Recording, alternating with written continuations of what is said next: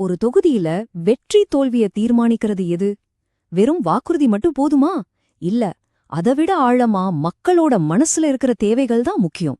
இன்னைக்கு நாம நவீன அரசியலோட நுணுக்கங்கள புரிஞ்சுக்க ரொம்பவே போட்டி நிறைஞ்ச பொள்ளாச்சி தொகுதிய கொஞ்சம் ஆழமா அலசி ஆராய போறோம். 1725 2021 பொள்ளாச்சி தேர்தல்ல வெற்றி வித்தியாசம் வெறும் இவ்ளோதான். இது சும்மா ஒரு நம்பர் இல்ல, ஒரு தொகுதியோட எதிர்காலத்தையே மாத்தி எழுதின மக்களோட உணர்ச்சி பூர்வமான ஒரு தீர்ப்பு. எப்படி எப்படி இவ்ளோ ஒரு சின்ன மார்ஜின்ல ரிசல்ட் மாறுச்சு? இதுக்கான பதில தேடிதான் நம்மளோட இந்த ஆய்வு ஆரம்பிக்குது. சரி வாங்க, நேரடியா இந்த அரசியல் களத்துக்குள்ளேயே போலாம். பொள்ளாச்சின்னு சொன்னா அது வெறும் ஒரு ஊரோட பேரு மட்டும் இல்ல. அது பலதரப்பட்ட மக்கள், வேற வேற நிலப்பரப்புகள், ரொம்ப ஆழமான அரசியல் வரலாறுன்னு எல்லாமே ஒன்னோட ஒன்னு பின்னி பிணைஞ்ச ஒரு களம். இங்க பாருங்க, தமிழ்நாட்டோட மேப்ல பொள்ளாச்சி எவ்வளவு முக்கியமான இடத்துல இருக்குன்னு. இதுல நகரமும் இருக்கு, கிராமமும் இருக்கு, ரெண்டும் கலந்த ஒரு பகுதி. கிட்டத்தட்ட ஒரு 90,000 பேர் நகராட்சி பகுதியில வாழ்ந்தாலும் மெஜாரிட்டி வாக்காளர்கள், அதாவது பெரும்பான்மையானவங்க பேரூராட்சிகள்லயும் கிராமங்கள்லயும் தான் இருக்காங்க. இந்த அமைப்பு தான் இங்க அரசியலை கணிக்கவே முடியாத அளவுக்கு சுவாரஸ்யமா மாத்துது. இப்போ இங்க இருக்கிற மத ரீதியான அமைப்பை பார்ப்போம்.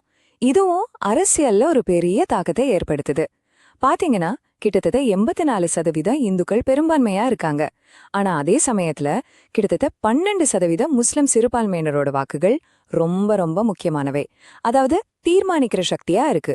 ஒவ்வொரு சமூகத்தோட தேவைகளும் சரி, அவங்களோட எதிர்பார்ப்புகளும் சரி வேற வேறையா இருக்கும். அது கண்டிப்பா தேர்தல் முடிவுகள்ல எதிரொலிக்கும். இந்த சார்ட் இது ஒரு முழு கதையையே நமக்கு சொல்லுது. பாருங்க, 2016ல திமுக ஜெயிக்குது. ஆனா 2021ல அதிமுக மறுபடியும் தொகுதியை கைப்பற்றுது. இந்த வாக்கு சதவீத மாற்றம் எதை காட்டுதுன்னா, இந்த தொகுதி எவ்வளவு ஒரு நிலையற்ற தன்மையில இருக்குங்கிறத தான். வாக்காளர்கள் தங்களோட முடிவை மாத்திக்க தயாரா இருக்காங்க. ஆனா ஏன்? அதுக்கான உண்மையான விட மக்களோட குறைகள்ல தான் ஒளிஞ்சிருக்கு. சரி, இப்போதைக்கு அரசியல் கணக்குகள் எல்லாம் கொஞ்சம் ஓரமா வச்சுட்டு மக்களோட உண்மையான பிரச்சனைகள் என்னன்னு பாப்போம். தலைவர்கள் மேடைகள்ல பேசுறதுக்கும் மக்கள் ஒவ்வொரு நாளும் அனுபவிக்கிற கஷ்டத்துக்கும் நடுவுல எவ்வளவு பெரிய இடைவெளி இருக்குன்னு நாம இப்போ ஆராய போறோம். பிரச்சனை இதுதான், ரொம்ப முக்கியமான பிரச்சனையும் கூட. தண்ணீர். ஒவ்வொரு வீட்லயும் கேக்குற ஒரே குரல் இதுதான். ஒரு நாள் விட்டு ஒரு நாள் தண்ணி வருது, அதுவும் சரியா வருதில்லன்னு ஒரே புகார்.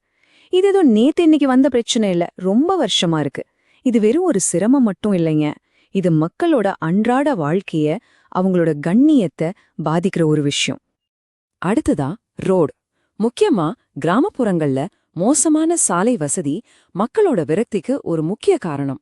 யோசிச்சு பாருங்க, ஒரு விவசாயி தன்னோட விளைபொருளை சந்தைக்கு கொண்டு போறதுல இருந்து, ஒரு குழந்தை ஸ்கூலுக்கு போறது வரைக்கும், இல்ல ஒரு அவசரத்துக்கு ஆஸ்பத்திரிக்கு போறது வரைக்கும் எல்லாமே இந்த சாலைகளை நம்பிதான் இருக்கு. இந்த 3 முக்கிய பிரச்சனைகள்ல கடைசியா வர்றது வேலைவாய்ப்பு. விவசாயத்தை தாண்டி அந்த பகுதியில இருக்கிற இளைஞர்களுக்கு வேற வேலை வாய்ப்புகள் ரொம்ப ரொம்ப கம்மி. இதனால என்ன ஆகுது? அவங்க வேலை தேடி பக்கத்துல இருக்கிற நகரங்களுக்கு போக வேண்டிய கட்டாயத்துக்கு தள்ளப்படுறாங்க. இது அவங்க குடும்பங்களை மட்டும் பாதிக்கல, அந்த கிராமத்தோட பொருளாதாரத்தையே பாதிக்குது. இவை வெறும் பொதுவான பிரச்சனைகள்னு நினைச்சிடாதீங்க. இதுக்கு பின்னாடி நிறைவேற்றப்படாத வாக்குறுதிகளோட ஒரு பெரிய லிஸ்டே இருக்கு. குடிநீர் திட்டங்கள், புது ஆஸ்பத்திரிகள், வீட்டு வசதி திட்டங்கள்னு ஒவ்வொரு பகுதியிலையும் சொல்றதுக்கு ஒரு கதை இருக்கு. குறிப்பா 2019ல நடந்த அந்த பாலியல் வன்கொடுமை வழக்கு, அது பெண்கள் பாதுகாப்பு மேல ஒரு பெரிய கேள்வியையும் மக்கள் மனசுல ஒரு ஆழமான அச்சத்தையும் விதைச்சிருக்கு. ஒரு சமுதாயத்துல ஒவ்வொரு தனிநபரோட கண்ணியமும் அவங்களோட தனியுரிமையும் பாதுகாக்கப்படுறது ரொம்ப முக்கியம். இது நம்ம அரசியலமைப்பு சட்டம் நமக்கு கொடுத்திருக்கிற அடிப்படை உரிமை. இந்த மாதிரி விஷயங்கள்ல கவனம் செலுத்துறது தான் உண்மையான நிர்வாகத்தோட அடையாளம். இங்க நாம ஒரு புது விஷயத்த புரிஞ்சுக்கணும். அதுக்கு பேரு நலத்திட்ட சோர்வு. அப்படின்னா என்னன்னா, ஒரு காலத்துல இலவச அரிசி மாதிரியான நலத்திட்டங்கள் வாக்குகளை ஈஸியா வாங்கி தந்துச்சு. ஆனா இப்போ காலம் மாறிடுச்சு. மக்கள் அதை மட்டும் எதிர்பார்க்கல, அதையும் தாண்டி தங்களோட எதிர்காலத்துக்கு தேவையான நிலையான வேலை, தரமான கல்வி மாதிரி உறுதியான வாய்ப்புகளை எதிர்பார்க்கறாங்க. இது வாக்காளர்களோட மனநிலையில ஏற்பட்டிருக்கிற ஒரு மிகப்பெரிய மாற்றம். இப்போ மக்களோட பார்வையில தற்போதைய சட்டமன்ற உறுப்பினரோட செயல்பாடு எப்படி இருக்குன்னு பார்க்கலாம். இங்க நம்ம நோக்கம் எந்த ஒரு தனிநபரையும் விமர்சிக்கிறதில்ல.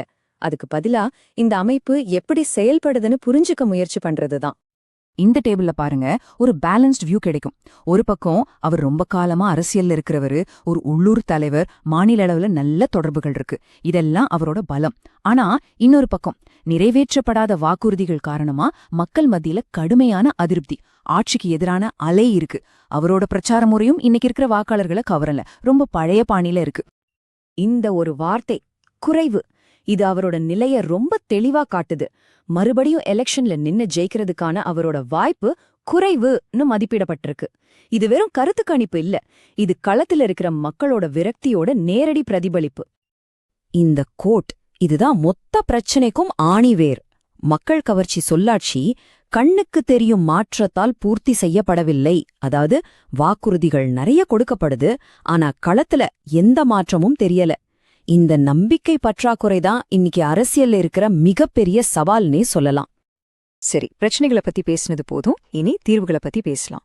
ஒரு சவாலாளர் எப்படி ஜெயிக்கலாங்கிறதுக்கான ஒரு டேட்டா ட்ரிவன் ஸ்ட்ராட்டஜி, ஒரு வரைபடத்தை இப்போ பாப்போம். இதுவரை தேர்தலில் ஜெயிக்கிறதுக்கு மட்டும் இல்ல, ஒரு சிறப்பான நிர்வாகத்தை கொடுக்கறதுக்கான ஒரு ப்ளூ பிரிண்ட். இதுக்கு பேரு சதுர்முக கோட்பாடு, ஒரு 4 முனை வியூகம். இது ஒரு முழுமையான ஈர்க்கக்கூடிய தேர்தல் கதையை உருவாக்க உதவும். முதல்ல சிவன், தற்போதைய அரசோட தோல்விகளை தாக்குறது. 2வது விஷ்ணு, நல்ல திட்டங்கள் தொடரும் மக்களுக்கு ஒரு ஸ்திரத்தன்மைய, ஒரு நம்பிக்கையை கொடுக்கறது. 3வது பிரம்மா, வளர்ச்சிக்கு புதுமையான புதிய தீர்வுகளை சொல்றது. கடைசியா துர்கா, பெண்கள், விவசாயிகள்னு எல்லாருக்கும் பாதுகாப்புங்கிற வாக்குறுதியை கொடுக்கறது. அந்த பெரிய ஸ்ட்ராட்டஜிய எப்படி ஒவ்வொரு சமூகத்துக்கும் ஏத்த மாதிரி சின்ன சின்ன மெசேஜா மாத்துறதுன்னு இங்க பார்க்கலாம். உதாரணத்துக்கு, கவுண்டர் சமூகத்துக்கிட்ட பேசும்போது நீர்ப்பாசனம் பத்தி பேசணும். எஸ்சி வாக்காளர்கள் கிட்ட நலத்திட்டங்கள் சரியா போய் சேர்றத பத்தி பேசணும். முஸ்லிம்கள் கிட்ட அடிப்படை வசதிகள் பத்தி பேசணும். பெண்கள் பாதுகாப்பு, இளைஞர்களுக்கு வேலைவாய்ப்பு, கல்வி, இப்படி ஒவ்வொருத்தரோட குரலுக்கும் நாம செவிசாய்க்கணும். அவங்க தேவைகளை அட்ரஸ் பண்ணணும். இங்க பாருங்க, இந்த வாக்குறுதிகள் எல்லாம் வெறும் வார்த்தைகள் இல்ல.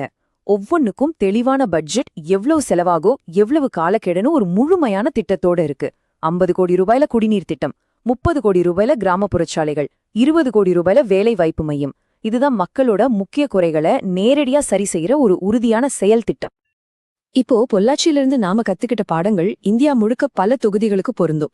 அதனால ஒரு நிமிஷம் பொள்ளாச்சியிலிருந்து கொஞ்சம் வெளியே வந்து பொதுவா நிர்வாகத்தோட எதிர்காலம் எப்படி இருக்கணும்னு பேசி இந்த ஆய்வு முடிவுக்கு கொண்டு வரலாம். முக்கியமா மக்களோட தரவுகளை கையாளும் போது அவங்களோட தனி உரிமைக்கும் சம்மதத்துக்கும் நாம முன்னுரிமை கொடுக்கணும்.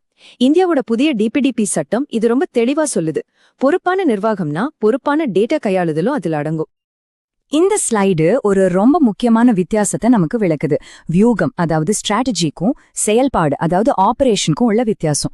ஏன் ஒரு புது வேட்பாளரை நிறுத்தணும், ஏன் வளர்ச்சி பிரச்சனைகள்ல கவனம் செலுத்தணுங்கிறது வியூகம். எப்படி டேட்டாவை வச்சு பூத்களை டார்கெட் பண்றது, எப்படி உள்ளூர்ல செல்வாக்கு இருக்கிறவங்கள நம்ம பக்கம் கொண்டு வர்றதுங்கிறது செயல்பாடு.